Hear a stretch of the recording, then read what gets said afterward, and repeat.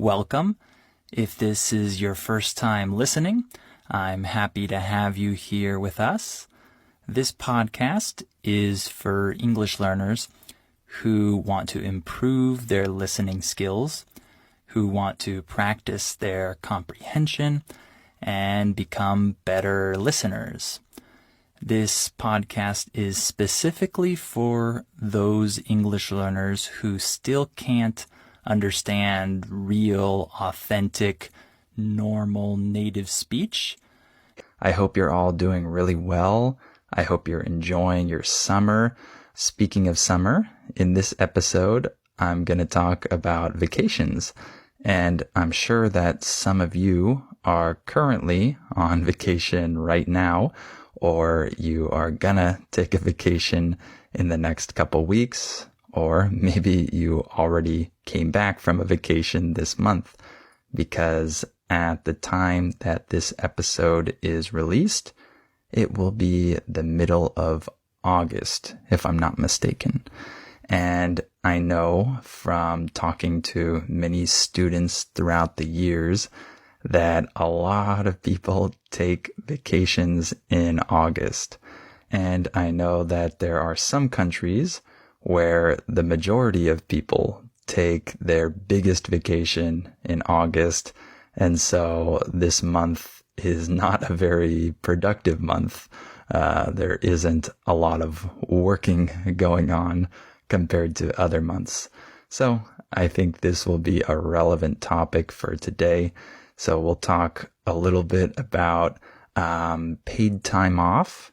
This refers to the days that you get paid by your employer that you don't actually work. So we call this paid time off or just PTO. So we'll talk about PTO around the world, and we'll talk a little bit about school vacations and some things that I did when I had vacation time as a student in the past. All right, let's get started. Are your ears ready? You know what time it is. It's listening time. Okay, let's talk about vacations. So first, I want to talk about paid time off around the world in different places. And what I'm talking about here doesn't include public holidays, because there are some holidays that the governments around the world declare are holidays, and people don't work on those days, and they can get paid on those days usually. So I'm not referring to public holidays here, but keep that in mind, because there isn't only paid time off in different countries. You also have to factor in the public holidays in order to come up with the total number of days that people have off in different countries. By the way, when we use the phrasal verb factor in, we're saying that you have to consider some other thing in your equation or whatever you're doing.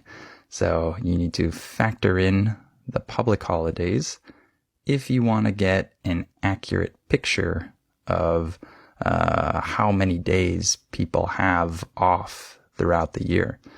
So, for example, I lived in Mexico for many years, and I think just recently, if I'm not mistaken, the Mexican government increased the number of paid vacation days that full-time employees need to have. So I think that now it is 12 per year, but if I'm not mistaken, it was less than that before. I want to say 6, but I'm not entirely sure about that, so don't quote me on that. But it was fewer days before. By the way, when we say the phrase, don't quote me on that, what we're saying is I'm not sure if what I'm saying is true. So just don't use this. Don't think of this as a fact, right? So I think that before there were fewer days of PTO in Mexico, and now there are 12, but I'm not entirely sure. And in Europe, many countries, probably most of them, have somewhere in the 20s, so somewhere between 20 and 30 days of paid vacation. And so that's definitely the continent that has a lot of paid time off compared to other places around the world. So Europe is definitely a place where workers have a lot of vacation time. And some other countries from different continents also have a lot of paid vacation time. I saw places like Panama, for example, that are near the top of the list. So there are some other countries from other continents that also have somewhere in the 20s. And then a lot of countries have like exactly 20 days or exactly 10 days. I saw a lot of countries that have that amount. And of course, some countries have in between there, maybe 11 or 12 or something like that. And then there are quite a few countries that have less than that, fewer than 10 days. And I think the one that you're all waiting for is the United States. Where is the U.S. on this list? Well, in terms of federally mandated PTO, when I say federally mandated, I'm saying that the federal government makes companies do this. In terms of federally mandated paid time off, the U.S. has 0 days. Before we continue with the episode, let me tell you about our sponsor, Sleep Number.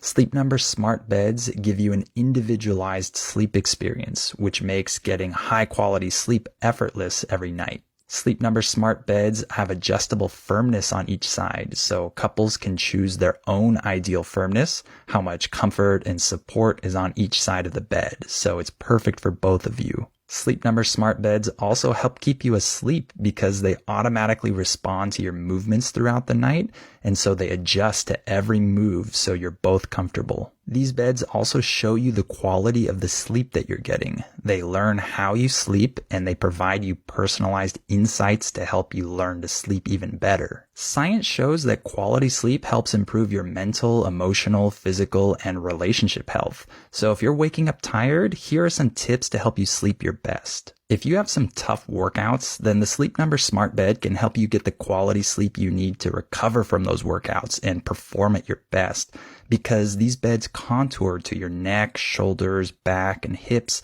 and so they provide you the support that you need